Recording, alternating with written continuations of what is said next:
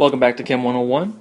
In this video, I want to talk about significant figures, and specifically significant figures in measurements as opposed to in calculations. We'll look at significant figures in calculations later. So in measurements. Now, let's talk about what that means. So in science, there are times when we want to, let's say, weigh something, or maybe we want to measure the length of something, how long something is. So we can take the length, or maybe we have a liquid and we want to know how much liquid do we have, what's the volume of that liquid, and maybe we want to be able to record things like temperature, or how much, or what the atmospheric pressure is, for example, on a barometer, where we would go and have to read a scale and actually write down some value. And these are all instances where we may want to make a measurement. So let's imagine that we have a line and we want to measure how long it is. So we want the length of this line. And of course, whatever measurement we make depends on the scale we use, but let's say that we are going to use just a foot, which we also happen to know is equal to 12 inches. 1 foot's equal to 12 inches. Now, if we were going to measure this stick, what we could do is, well, just by visually inspecting it, what do we know? Well, we know that it's longer than a foot. We know that. But it's not exactly 1 foot, is it? So it's longer than a foot. We could put a little mark here to denote where our foot mark is, and then let's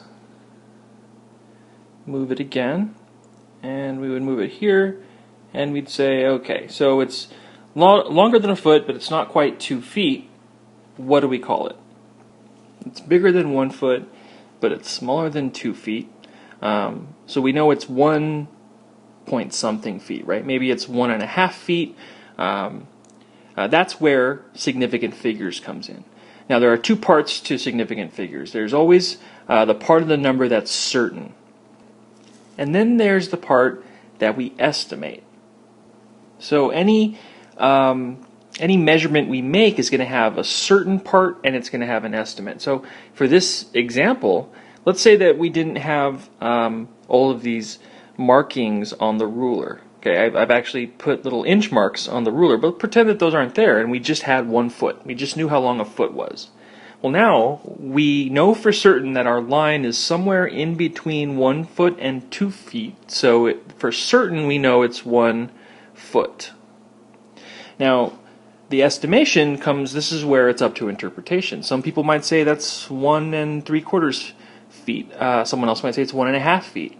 And so it's kind of up to the person making the measurement to decide what that is.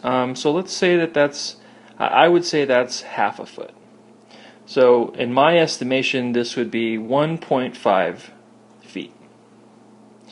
And so my significant figures here, I have 2 of them. I have 2 significant figures.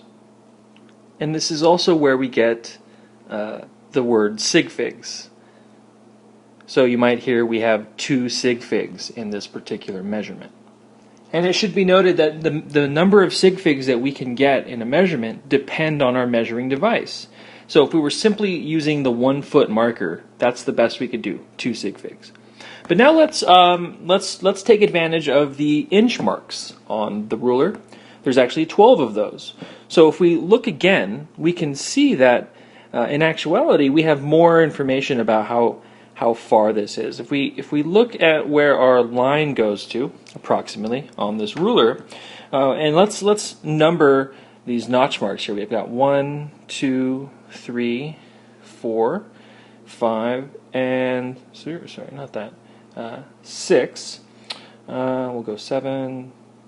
We don't have to number the rest of them. This would be 11, and this would be 12. So we can see here that not only is it bigger than 1 foot, but it's also 1 foot and between the 5 and 6 inch mark. So we know that it's actually now in between 1.5 feet and 1.6 feet. And we can tell this by the number of certain digits that we have. And this time, for certain, we know that it's more than 1.5. but that it's not quite for certain 1.6. So now our final estimation of this measurement is going to be taking into account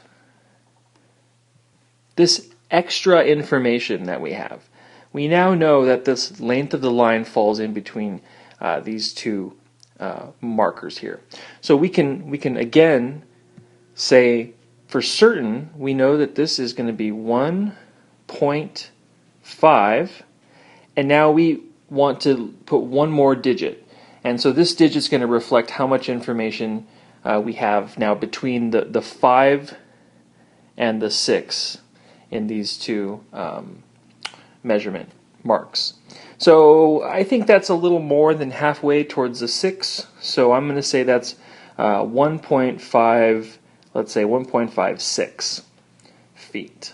Now somebody else might say, oh no, that's more like 1.57 or 1.58. We could probably all agree that that's not 1.59 or 1.60. So this answer of 1.56 would actually have 3 significant figures instead of 2. And if you can already see the connection here, the more information we have in our measuring device, the more sig figs we'll be able to get. We can actually take it one step further. I've added 10 little markers now dividing the 5 and the 6 inch marks, so we can go now tenths of an inch. And let's fine tune our line here a little bit so we get a really good line. Let's see, maybe I'll do it in yellow. If we draw this right up, I want to get it right up against. So we can kind of see here that now for certain we know that it's going to be 1.51, 1.52, 1.53, 1.54, 1.5. So it almost looks like it's in between the 1.54 and the 1.55 line. So now we have a new certain. For certain, it's 1.54, and we still need an estimation now. It could be 1.54. Now I would probably say 1.549 because it almost looks like it's right on the 1.50 mark. You might have said, oh, that looks more like 1.55 exactly. And so then we would estimate a 0 to show that it's right on that line. So what you can see here is that by increasing the sensitivity of our measuring device, by basically having a ruler with more and more lines on it, we can increase the number of certain figures. So here we have 3 certain figures and 1 estimation. And we're always going to have an estimation on top of our certain numbers. So we just increased the number of sig figs in this one measurement from 2 sig figs when we were strictly using the 1 foot measurement. We got 3 sig figs when we started looking at the inches in a foot, and now we can get 4 sig figs by using the tenths of an inch. In chemistry, there are lots of times when we're making measurements, and you always want to choose the measuring device that's most appropriate.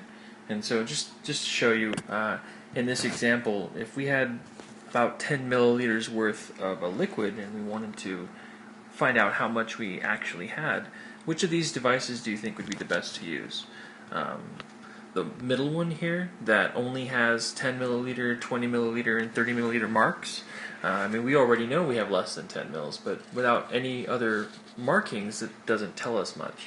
Or this one that has 10 milliliter marks, and then it has an individual milliliter mark. So we could actually get a little more information.